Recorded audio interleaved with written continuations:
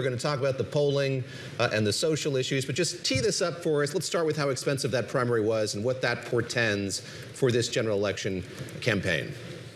Well, this general election campaign expect to be well over $100 million. I want to take you back to 2018 when Beto O'Rourke and Ted Cruz, between the two of them, that was about $120 million. That was 2018. I expect this race to be more expensive when it is all said and done. The Republicans already spent a lot of money going after each other in the primary, so now they have to really get ready for a general election, whereas James Talarico has just had plenty of time to fundraise. He's raised $3 million, his campaign says, since the primary results alone. So expect this to be a lot of money. David, I want to ask about these kind of dueling narratives, since we've got dueling bureau chiefs. Obviously, Ken Paxton has quite the history, right? He's got ethics concerns. He's got personal life is a bit messy. Republican voters in the primary seem to not be bothered by that. I'm wondering, as you go into the general, if that's going to be a bigger concern. And then I'm also highly amused at the swipes some Republican operatives have been taking at Talarico this week, including accusing him of being a vegan. He is not, for the record, and accusing him of having a secret vegan girlfriend. What is going on here, and what are voters really going to care about? Well, I mean, that remains to be seen. But, you know, it's important to remember that Attorney General Ken Paxton has won several statewide races, statewide general elections in Texas, you know, with a lot of the baggage that he's bringing into this general election already known to the voters. So one of the challenges for Democrats here is going to be, you know, making those issues, you know, salient again. And it's, you know, this argument that, you know, Ken Paxton is unfit for the job and that he has this, you know, messy personal life and history of corruption allegations. That's something that John Cornyn tried in the primary, and it really didn't work at all with Republican voters. And, you know, it may not work here with general election voters either, but that is the tactic that, you know, James Talarico is focused on so far. And he believes that, you know, Ken Paxton hasn't run a general election since 2022. Some of these accusations are, if not new, at least newly adjudicated. You know, his impeachment in 2023 happened, you know, in the interim. So he may be a little bit more vulnerable than in the past. On the other side, what Ken Paxton's trying to do is really make James Talarico seem, you know, un-Texan or sort of other to the voters here. And one of the ways he's doing that is, you know, by using the vegan word. And James Talarico is not a vegan.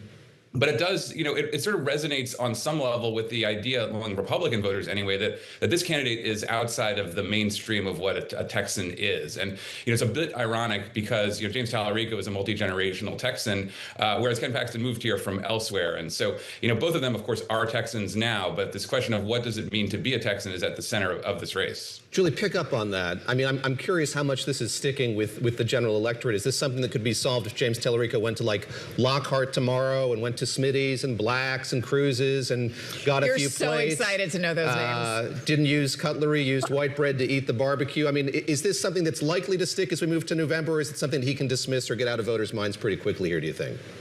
Well, I think this is something you're going to see until November. I mean, you talk about going to a barbecue joint and doing that kind of thing. He will have those opportunities to do it. The question really is this going to all be personal attacks and who's more Texan and who's done this or who's done that? Or do they get down to the issues of affordability and the border? So certainly there's time, as my dueling bureau chief knows, it's a long time in politics until that general election. But I expect these themes to come up because they were so prevalent during the primary.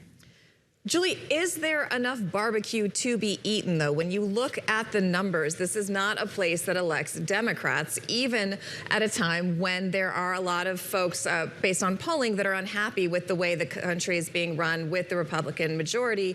It may not matter at the end of the day. And to David's points, the kryptonite of Ken Paxton's, you know, kind of ethics problems, it's old. Voters either know it or don't at this point. Are the numbers there, no matter how well Talarico does, do you think, to actually pull out a victory? Because right now, as we've talked about, Paxton is pulling slightly ahead. Yeah, I mean, David said it perfectly. A lot is already known about Ken Paxton. John Cornyn really tried to get that out more, but this has been known for a long time, and he continues to get reelected. So you have to keep that in mind. Texas has not elected a Democrat to statewide office since 1994. So James Talarico is really going to have to appeal to moderates and get more people registered to vote. That is something that Beto O'Rourke really tried to do, but only came within 3. David, I think I speak for all of us. We'd love to see these two men on stage, hashing it out, making their platforms known, trading barbs with one another. What is the likelihood of that happening between now, May, and November?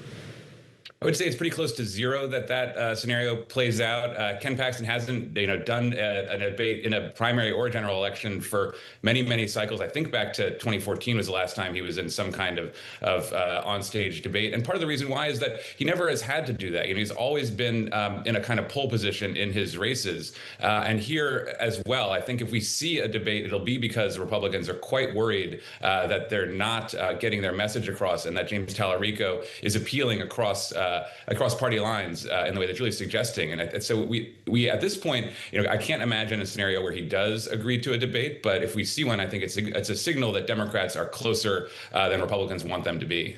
Julie, quickly before I let you go, what happens to the Cornyn voters? I mean, we've got a poll that says most of them said they would now choose Paxton, 23% undecided. Do you think Talarico can get enough of them? That's what Democrats have been trying to do here for years. I think a lot of this depends on, again, how much is on personal issues and how much really does get down to the issues that matter to voters. It is a steep road for any Democrat. As David said, they're certainly going to be trying, but it's going to take a serious amount of effort, and you're going to have to really work to pull those voters over. Many of them, like you pointed out, said they will go ahead and vote for Ken Paxton when they were planning on voting for John Cornyn.